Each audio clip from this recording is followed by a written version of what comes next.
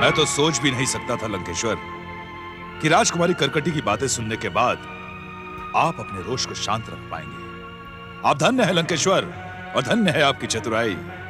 किंतु हम इन स्थितियों से प्रसन्न नहीं हैं मामाश्री। जिस रावण के भय से इंद्र, यमराज जैसे लोकपाल दिक्पाल भी पशु पक्षियों का वेश धारण कर लेते हैं, उन तीनों लोगों के स्वामी रावण को एक साधारण सी राजकन्या ने नीचा दिखाने का साहस किया। राम के विरुद्ध सफलता प्राप्त करने के लिए हमें हर स्थिति को स्वीकार करना पड़ेगा भांजे। नहीं मामाश्री, नहीं। लंकेश्वर जब मारना जानता है तो मरना भी जानता है। मैं ऐसा कोई समझौता नहीं करना चाहता जिससे मेरे साहस को ठेस पहुंचे। अब तक कुंभकर्ण के कारण मैं शांत था, किंतु अब और शांत नहीं रह सकता। ये तुम क्या कह रहे हो भांजे? मेरी बात पर संदेह न करें मामाश्री। मुझे तो दुष्ट विभीषण की भांति कुंभकर्ण की निष्ठा पर भी संदेह हो रहा है। कुंभकर्ण के कारण बहुत सुना है मैंने, बहुत सहन कर चुका हूं मैं। नहीं भांजे नहीं, वीर कुंभकर्ण की निष्ठा पर संदेह अनुचित है। वो तो राजधर्म की मर्यादा से बंधे हैं। जो कुछ भी हो जाए, बहन केकसी का रक्त उसे आपके विरुद्ध विद्रोह करने नहीं देगा। किंतु वही रक्त विभीषण के भीतर भी तो है। उसने तो हमारे विरुद्ध जाने का दुस्साहस किया है, विद्रोह किया हमारे विरुद्ध। शत्रु की चरण सेवा करके हमें नीचा दिखाने का दुस्साहस किया उसने। अवश्य भांजे अवश्य, क्योंकि विभीषण के भीतर आपके पिता ऋषि विशर्वा के संस्कार और भक्ति भावना बचपन से अधिक प्रभावी रहे हैं। वीर कुंभकर्ण तो आपके लिए अपने प्राणों की आहुति भी दे सकता है। अब तक तो ऐसा ही हुआ है। कुंभकर्ण की प्रचंड शक्ति के कारण ही रावण का विजय ध्वज तीनों लोकों में फहराया है। पर आज न जाने इस कुंभकर्ण को क्या हो गया है। न जाने किस कारण वो गंभीर और चिंतित रहता है। लंकेश्वर, हमें कुंभकर्ण के साथ बैठकर इस विषय पर चर्चा करनी चाहिए। इन स्थितियों को बताते हुए उसे समझाना चाहिए। आप ठीक कहते हैं मामाश्री। हम आज ही कुंभकर्ण से मिलेंगे और इस विषय पर चर्चा करेंगे। राजकुमारी,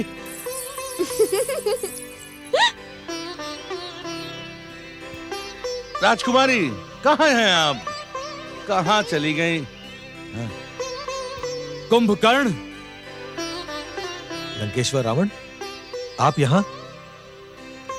महाराज भल्ला तक, आपने अभी तक हमें अपनी चिंता के विषय में नहीं बताया।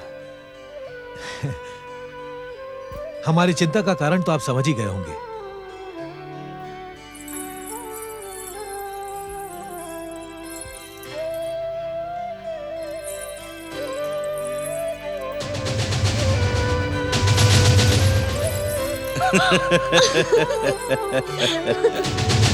नहीं लंकेश्वर, इस समय उन दोनों को पता नहीं चलना चाहिए कि हमने उन्हें देख लिया है। चलिए राजमहल चलते हैं।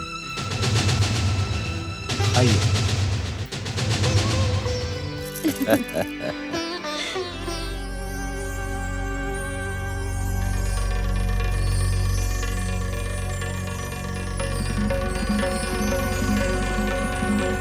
ये कुंभकर्ण ने मुझे किस चिंता में उलझा दिया। उधर लंका में वनवासी राम की जंगली सेनाएं उपद्रव मचा रही होंगी और इधर ये मूर्ख कुंभकर्ण प्रेम के गीत गा रहा है। मुझे किसी भी प्रकार कुंभकर्ण को रोकना होगा। नारायण नारायण। लंकेश्वर, रोकने से प्रेम की निर्मल गंगा रुकती नहीं। वैसे आप मेरी बात मानने वाले तो है नहीं, प्रयास करके देख ली। परम प्रेम की शक्ति के सम्मुख आपको परास्त होना ही होगा लंकेश्वर। देव ऋषि, आप यहां? नारायण नारायण। लंकेश्वर, भगवान भोलेनाथ की कृपा से हम यहां ही नहीं, कहीं भी आ जा सकते हैं। आपके मन का और कुंभकर्ण के हृदय का समाचार भी बता सकते हैं, युद्ध की सूचना और लंका की दुर्दशा भी बता सकते हैं। आप बताएं लंकेश्वर, आप क्या सुनना चाहते हैं? इस समय मेरा मन खिन्न है देवर्षि। मन की इस खिन्नता के दोषी स्वयं आप हैं लंकेश्वर। महालक्ष्मी स्वरूपा जगत जननी माता सीता का अपहरण करके स्वयं आपने इस खिन्नता को निमंत्रित किया है। अब वीरवर कुंभकर्ण को दोष देने से क्या लाभ होगा? नारायण नारायण, कभी न कभी ऊंट को पहाड़ के नीचे आना ही पड़ता है। नारद, मैं तुम्हारी व्यर्थ बातें नहीं सुनना चाहता। जैसे आए हो वैसे ही चले जाओ यहां से। नारायण नारायण लंकेश्वर, मैं यहाँ रहने भी तो नहीं आया हूँ, परंतु हाँ, जाने से पहले इतना अवश्य बताता जाऊं कि बीतते हुए हर क्षण के साथ मर्यादा पुरुषोत्तम श्री राम की सेना के सामने लंका की कीर्ति ध्वस्त होती जा रही है। अभी भी समय है, अपनी भूल को पहचानो, परिस्थिति को पहचानो और अपनी भूल को सुधारने का प्रयास करो। भूल मैंने नहीं, मर्यादा का ढोंग करने वाले वनवासी राम ने की थी। मेरी प्रिय बहन शूर्पणखा के नाक कान काटकर उसने रावण के स्वाभिमान को ललकारा है। नारायण नारायण लंकेश्वर, यदि समय रहते शूर्पणखा की भूल को देख लिया होता तो आज इन स्थितियों का सामना ना करना पड़ता।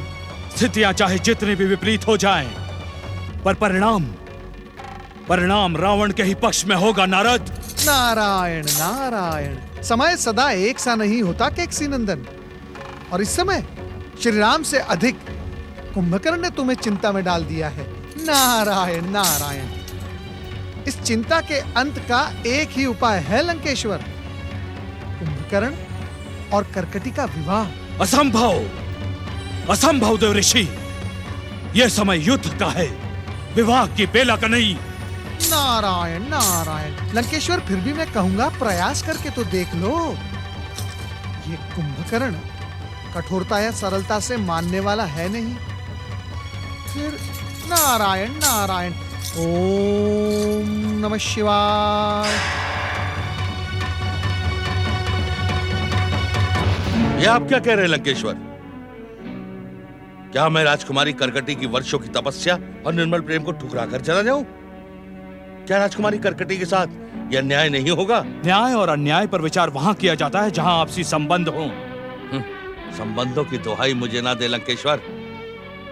मैंने दृढ़ निश्चय कर लिया है कि मैं राजकुमारी कर्कटी के साथ विवाह करके ही यहां से जाऊंगा। ये कैसी मूर्खता की बातें कर रहे हो तुम? क्या तुम्हारी बुद्धि भ्रमित हो गई है, या उस कर्कटी ने तंत्र मंत्र से तुम्हारी बुद्धि को कीलित कर दिया है? वहां लंका युद्ध की भीषणता से चल रही है और तुम ब्याह रचाने की बात कर रहे हो। लंका की रक्षा के लिए युवराज मेघनाद की शक्ति पर आपको कोई संदेह नहीं, और लंका की आड़ में आप मेरे इस प्रस्ताव को ठुकराए ना भ्राता श्री।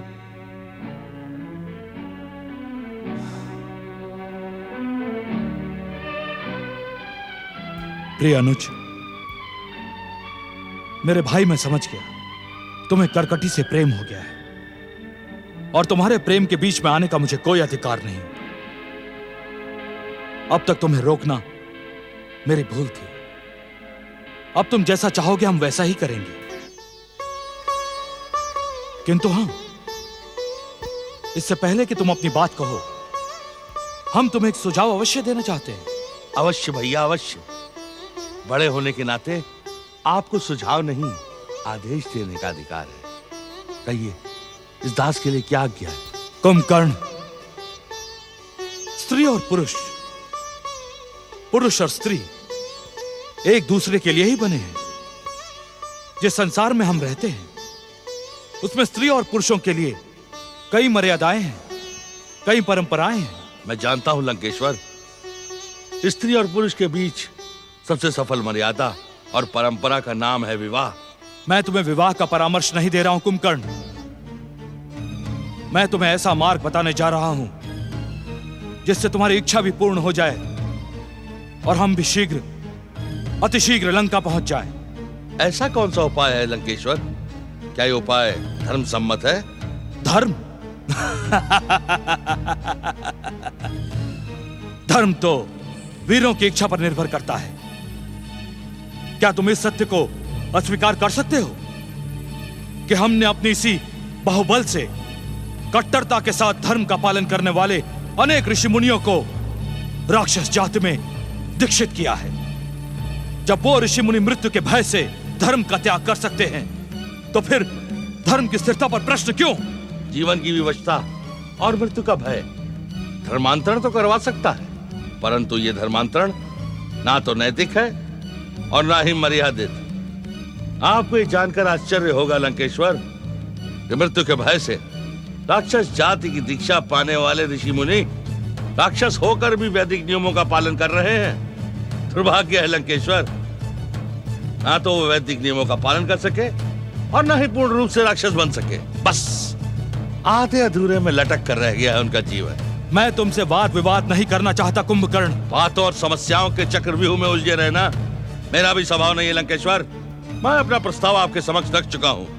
तुम्हारे प्रस्ताव पर जो निर्णय मैं सुनाने जा रहा हूं, उसे ध्यान से सुनो कुंभकर्ण। मेरी बात राक्षस जाति के अनुकूल होने के साथ साथ धर्म सम्मत भी है। इस संसार में विवाह की 8 रीतियां हैं: ब्रह्म, देव, आर्ष, प्रजापति, असुर, गंधर्व, राक्षस और पिशाच। इनमें से आप मुझे किस रीत का पालन करने की आज्ञा देना चाहते हैं? उसी रीति की कुंभकर्ण जो वीरों को प्रिय है, जिसे पाने और करने में राजा महाराजा को आनंद प्राप्त होता है। अर्थात अपनी प्रचंड वीरता का प्रदर्शन करते हुए तुम राजकुमारी कर्कटी के साथ बलात्कार पूर्वक समागम करो। परंतु ये तो पिशाच रीति है। वैदिक नियम और राक्षस जाति विवाह की इस परंपरा को मान्यता नहीं देते। पर परंपरा मानते हैं। हाँ, यह भी एक विवशता है भैया। आप जैसे समर्थ और शक्तिशाली को कोई दोष देने का साहस नहीं कर सकता। इसी कारण पिशाच रीत के विवाह को परंपरा मान लिया गया है। परंतु यह अन्याय है भैया, अन्याय। नारी की भावनाओं के प्रति अत्याचार है और कुंभकर्ण इस अत्याचार को कभी स्वीकार नहीं कर सकता। भ्राताश्री कुंभकर्ण! बस भैया रावण, बस। अब मैं आपसे इस विषय में कुछ सुनना नहीं चाहता। हाँ, एक बात पूछना अवश्य चाहता हूं। महाराज, मैं जब भाभी श्री मंदोदरी के विवाह का प्रस्ताव लेकर आपके पास आए थे, तब आपने पिशाच रीति पर विचार क्यों नहीं किया था? हाँ?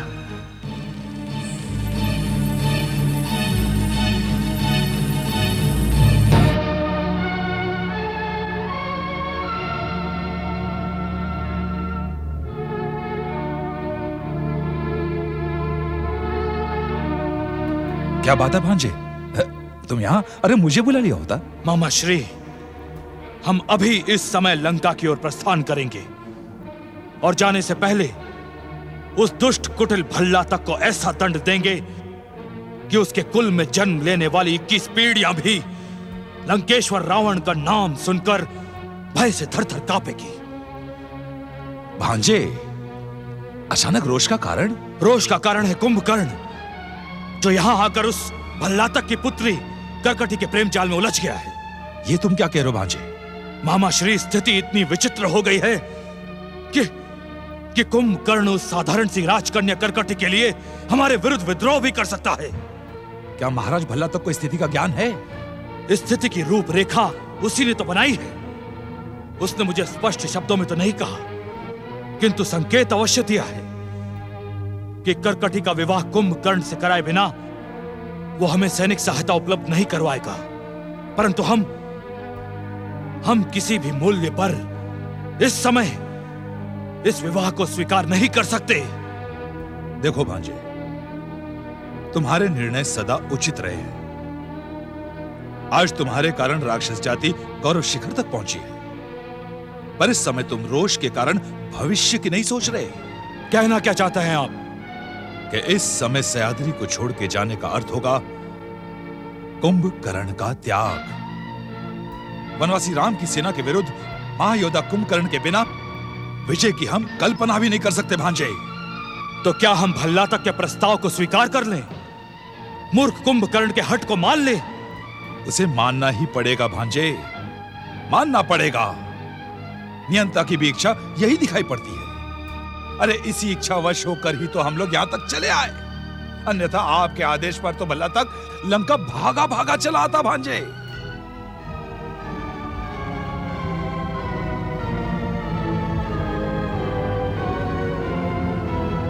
लंकेश्वर, इस सच को स्वीकार करो कि कुंभकर्ण तुम्हारा प्रिय भाई है। उसके हट का मान रखकर तुम उसे राम के विरुद्ध अपनी इच्छा अनुसार लड़ा सकते हो भांजे, इच्छा अनुसार। आप ठीक कह रहे हैं मामाश्री। इस समय रोष और उत्तेजना को भुलाकर युद्ध नीति अनुसार ही आगे बढ़ना होगा। अर्थात आप सरलता से इस विवाह प्रस्ताव को स्वीकार नहीं करेंगे, हैं? पुत्री कर्कटी, स्थितियों से हमें आभास तो हो चुका है, फिर भी पिता का हृदय पुत्री के मन की बात को जानना चाहता है। क्या मैं लंकेश्वर रावण के सामने तुम्हारे और कुंभकर्ण के विवाह का प्रस्ताव रखूं?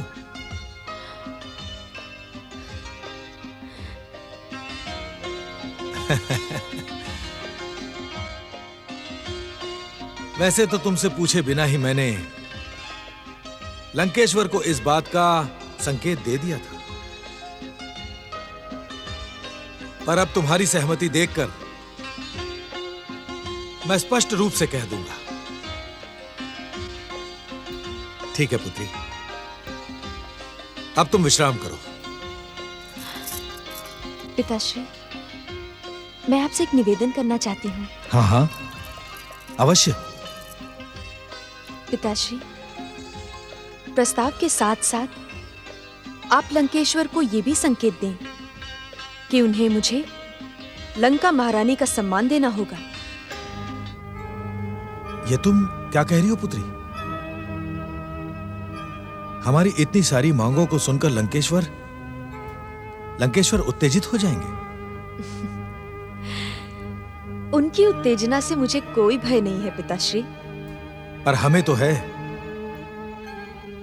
लंकेश्वर की उत्तेजना हमारे सह्याद्री प्रदेश को घातक कर सकती है। क्षमा करें पिताश्री, किंतु जिसकी उत्तेजना और शक्ति से आप भयभीत हो रहे हैं, वो आज याचक बनकर हमारे द्वार पर खड़ा है। ऐसी स्थिति में आपका भयभीत होना शोभा नहीं देता।